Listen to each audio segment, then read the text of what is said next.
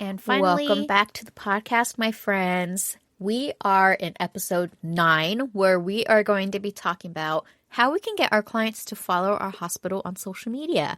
And this is a particular topic that I love talking about because our clients who already know and love us and trust us with their pets are some of our best advocates. And I don't know about you, but I personally feel like word of mouth marketing is some of the best type of marketing for a hospital, because once we have someone who's advocating for us as a hospital and really spread that energy that they love about us to other people, those people have a great impression about us already. So I really love just focusing on attracting people in our local communities to our hospitals, because at the end of the day, we want people following our hospitals on social media to be people who are local to us, who live in the area, because they are going to be they have a more likelihood of doing business with us than someone who lives across the country from us or lives in a different state.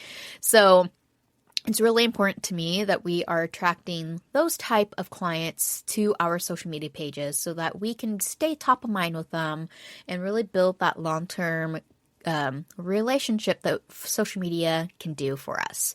But how do we do that? I'm going to be diving into that more in this episode. But if you haven't yet, this is the time that I really encourage you to follow or subscribe to our podcast, because I've got a lot more episodes like this planned out, and I don't want you to miss it, because I want to be your biggest supporter, your hugest fan, whatever you want to call me, and I just want to be alongside you. So if you would just subscribe and follow now so you don't miss any of that, I would love that. So let us get into the content. Welcome to the Veterinary Social Media Podcast, where you learn how to navigate social media and apply it to the world of veterinary medicine. I'm your host, Cheyanne Flerx, and let's get down to business. Okay. Let's get into our first juicy detail here.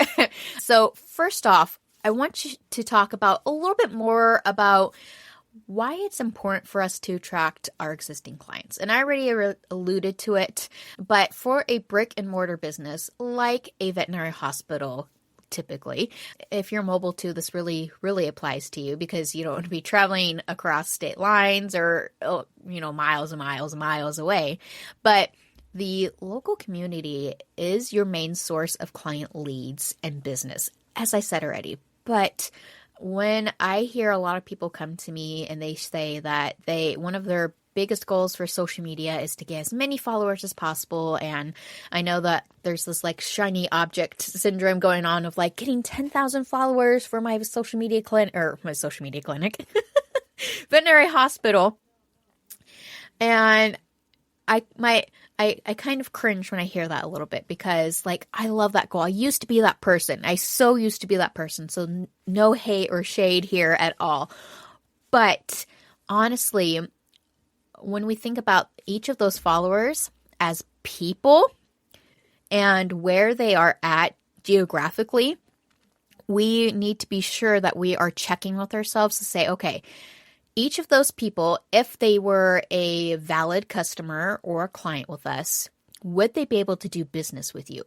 Because our ultimate goal when we are the social media manager for a veterinary hospital is to get business. And whether that's your hospital is trying to get active clients right now, if you're trying to sell more services, more products, or even if you are just building more awareness about your hospital and building those connections and getting employees. Yes, you heard me right. It's important for us to really be sure that we are bringing that back into focus and tying those results to our actions as the social media managers. So it's great that you want to get all those followers, but in the long term, it's going to hurt you in your following, because if you're getting all the other hospitals across the world to follow you, they're not going to do business with you either. So with that, we really want to focus on connecting with other businesses in your local community or with other people that can get you more followers in that regard. So really just partnering up with other people is going to be a huge key here. And I should say really with your local partnerships is where it's key. And I've done this with my former hospital that I used to work for.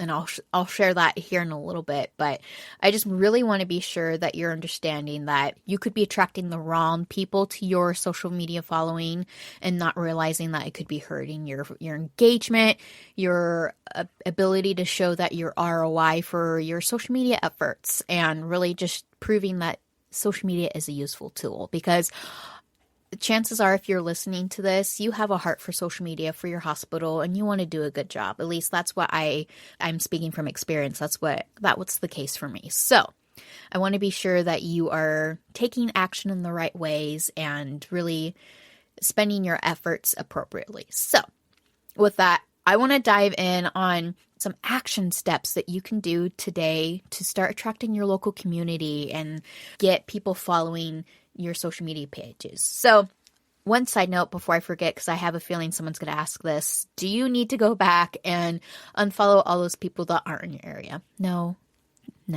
Don't worry about spending time and energy on that. Just know that moving forward, you really want to be focusing on the people who are local to you. So, all right. So the first step I want you to start taking is tell your clients that you're on social media and invite them to follow you and literally say, would you follow us when you're mentioning it to them? This can be done when you're taking a photo or a video of a patient or the owner with their pet and you're asking permission or letting them know, hey, we're going to post this on social media. Be sure that you really let them know that, hey, we're going to be posting this in the next week or two. Would you consider following us so you don't miss your pet's feature? Something along those lines, just to let them know that you can follow them or they can follow you so that they don't miss out on their pet's 5 minutes of fame, right? So just really be clear in your communication with them because chances are they don't know that you're on social media.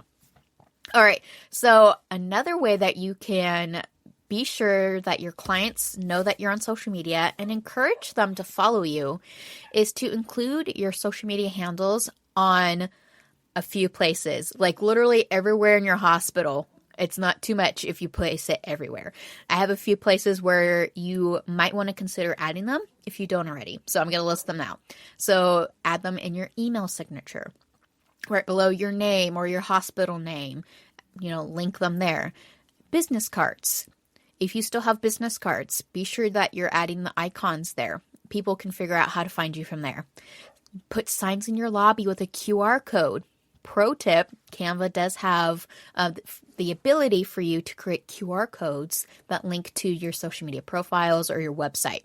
On that note, if your website doesn't have your social media handles on there, please be sure that they're on there now because oftentimes when people go to your website, they will click to your social media icons and go to your platforms to learn more about you and actually see how you are posting and how you're showing up on social media so that they can get a good impression about you. So be sure that your website has those linked because that is a huge thing and something that I truly believe in. Be sure that you're posting on your other platforms. So this really applies if you are starting a new social media platform. So say you are already on Facebook, but you want to be more active on Instagram or you just started an Instagram page, be sure you share that on Facebook because I'm sure there are some people who have Facebook still that only have it just to keep up with a couple of friends from college or from a couple of relatives, but really prefer to be on Instagram.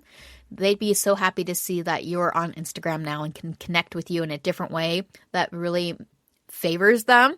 So don't be afraid to share that on your social media platforms that aren't tied to that, the alternative posts or platforms. Be sure that you also add your social media handles to the bottom of your invoices. That could be digital or print, but sometimes when people are scanning through the invoices, you never know when they'll see like, oh, they're on Instagram, they're on Facebook, they're on Snapchat or wherever you're at, and they'll go and navigate to that platform to follow you. And finally, add it to your appointment reminders. This is often a spot that is forgotten about, but I think this is a really great way to sneak in a little bit of a promo for our social media. So if you can monopolize that in some way, then go for it. And then anywhere else really that a client might see your social media handles, definitely add it there. Like one thing that I didn't add to my list that I just thought of now is if you are still doing curbside or if you have a waiting area outside, that makes it just easy for your workflow now. Why don't you just have like a sign out there saying, hey, while you're waiting, follow us on Instagram, Facebook, wherever. And that might give people something to do while they're waiting. Just an idea. So that concludes my list for where you can include your social media handles for people to see and to follow you.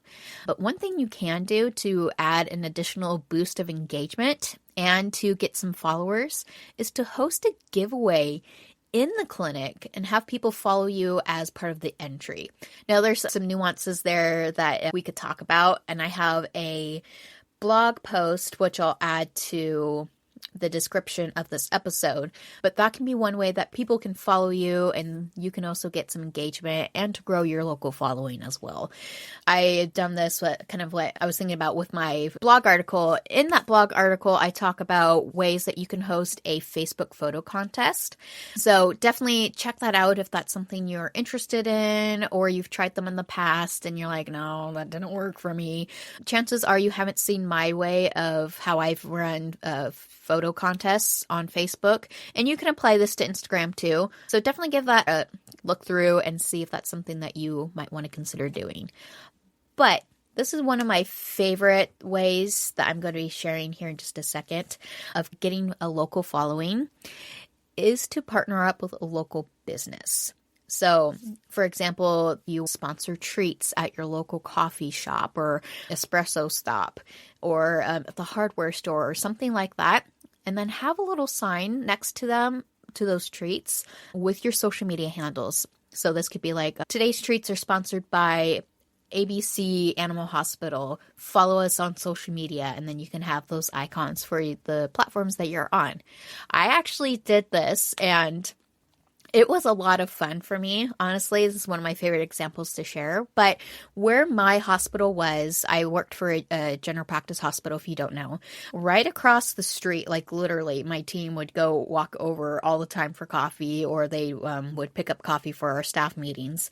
We would walk over to this espresso stand, and they would often we would often refer our clients to go over get a coffee if it's going to be a little bit of wait for their pet to finish up with whatever procedure we were doing and come back. And it was just a nice way for us to provide a sweet treat for our clients. But I leveraged that for our benefit as a hospital to get clients, and we sponsored the treats. So we provided them dog treats from our hospital. We had sweet potato treats, I think it was.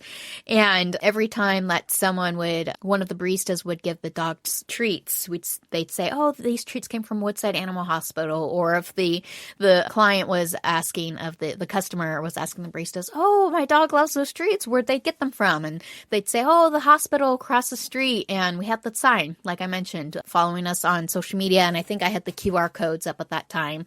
I can't remember now. It's been so long. But yeah, that was a huge hit. And I loved having that partnership. And it really generated some business for us. So see if you could find a similar way that you could partner up with local businesses in your area. So another way that you could do this is partnering up with a dog trainer. If you offer free puppy classes or something along those lines, that's a great way to bring people in so that they can get an idea of the hospital or get familiar with your team or with the name of your hospital, depending on where you host it. This could also be a way for you to partner up with a local pet shop in some way, or like I said, a hardware store. So lots of possibilities there. I hope that gets your creative juices flowing. But yeah, I really enjoyed that, and I thought it was a great return on investment for our hospital. All right, so I'm going to wrap this up now. That was 3 ways that you can really get clients to follow you on social media. But if anything, if you take one thing away from this episode, is really just to focus on ways that you can connect with your local community and get them to follow you on social media versus just chasing anyone who can follow you, whether that's, your neighbor or someone across the world. I want to be sure that you're focusing on people who are local to your hospital so that you can provide the solutions to problems that pet owners are having with their pets, or really just fostering a good relationship with pet owners as a whole, right? Obviously we don't want to just see the pets when they're sick. We want them to come in regularly for wellness exams and prevent anything harmful to come a pet's way. So really just being sure that you're connecting with the humans on the other side of the screen is huge. So with that, be sure that you're tailoring your social media marketing efforts to align with that. If you have any questions about what I've said or want some further action to take on this, I invite you to join my Facebook group, the Veterinary Social Media Managers Group. And I'll have a link for you in the description. But that group is a great wealth of knowledge and support, because I know for sure for me, the case was that learning social media was something that I had to teach myself. I've never marketed a business before, let alone a veterinary hospital. So having this group was a huge help for me. So definitely I invite you to come join us, ask questions, help others. We would love to have you. So if you haven't joined us yet, I highly encourage you to join us now. We have a lot of fun in there. But I want to hear from you. After listening to this episode, either send me a DM on Instagram, Facebook, send me an email, or ask in the Facebook group. What are some other ways that you're getting clients to follow you? Because I would love to add to this list. I always love just learning new ways to get more engagement and followers. So I personally would love to hear from you. So definitely please reach out. And that is our episode today. But if you found value and enjoyed this episode, would you please share this with a friend and even leave me a review? Your reviews and sharing the episodes with people really does support my podcast, and I want to get this podcast out to as many veterinary social media managers as possible, and I would love your support in that. So if you could take a moment to do that now, I would just love you forever. But for now, I will be catching you in the next episode. But of course, if you have any questions, please reach out and I would love to support you. All right. Thanks for joining me, friend. Bye.